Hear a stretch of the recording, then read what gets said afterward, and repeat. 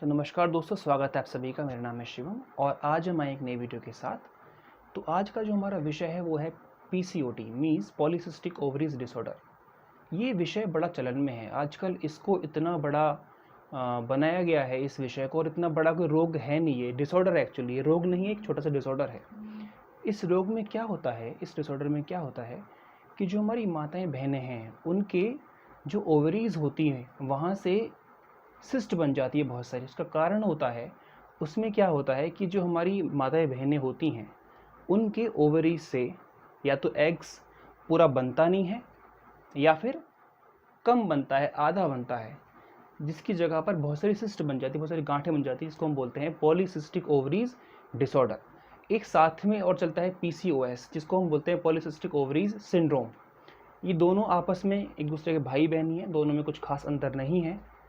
तो हम बात करते हैं इसमें लक्षणों की। इसके लक्षण क्या क्या होते हैं। देखिए, इसमें लक्षणों में कि जो हमारी बहनें होती हैं, जो माताएं होती हैं, उनके जो उनके पीरियड्स होते हैं वो समय पर नहीं आते, उनके पीरियड्स डिस्टर्ब रहते हैं। जो दूसरा इसका विषय है वो ये होता है कि उनके फेशियल हेयर्स आते हैं, लाइक मेंस।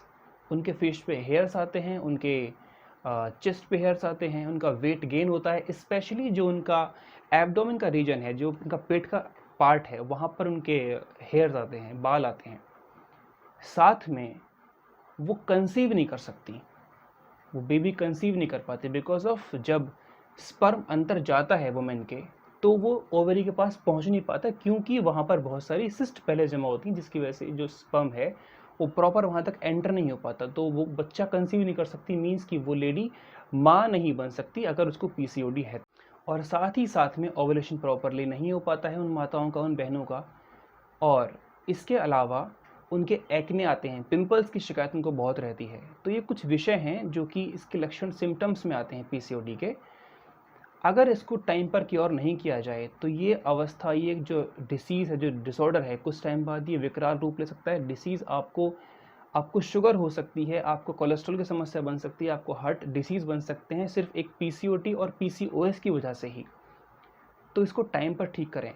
तो इसका कोई भी परमानेंट क्योर एलोपैथिक मेडिसिन में नहीं होता है, उसके लिए आपको आयुर्वेद में ही आना पड़ेगा। आयुर्वेद में इसका एकदम टिकाऊ और परमानेंट इलाज हो सकता है। योग और आयुर्वेद इसका एक परमानेंट सॉल्यूशन हो सकते हैं, बाकी इसका कोई भी इलाज नहीं है। तो आपको इसको परमानेंटली आयुर्वेद को फॉलो करना पड़ेगा, योग को अपनाना पड़ेगा, तो आप 100% आप इसको ठीक कर सकते हैं। करीब करीब 10% जो वुमेन हैं भारत में स्पेशली, उनको ये रोग होता है।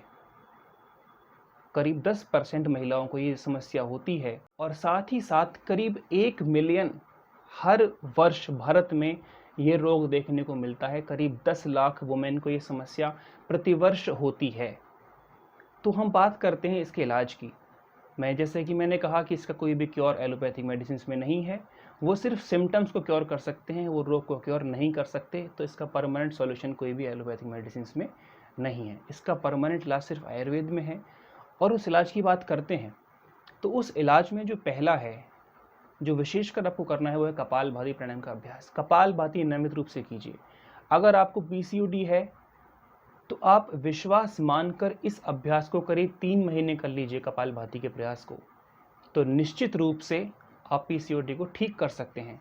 पीसीओडी कोई बड़ा इशू नहीं है, ये बड़ा इशू बनाया गया है।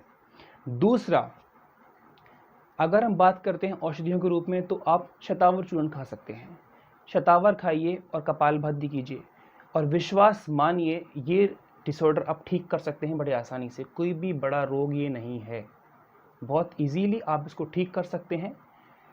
तो ऐसी ही आशाओं के साथ कि आपका रोग ठीक हो। नमस्ते, थैंक यू सो मच।